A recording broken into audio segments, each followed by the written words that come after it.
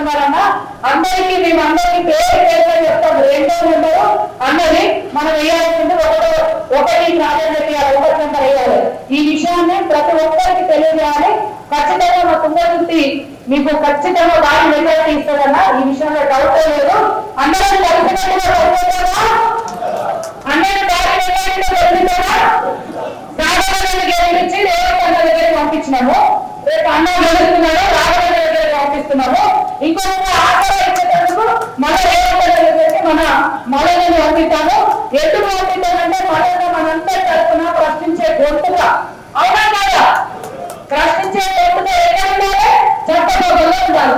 ఇక్కడ ప్రజాపాలన ప్రశ్నించింది కదా, ఇప్పుడు చట్టసభలో పంపించాలి. అందరూ భారీ మెజారిటీతో గెలిపిద్దామని చెప్పి తెలియజేస్తూ మాకు అవకాశం ఇచ్చిన అన్నకు ధన్యవాదాలు.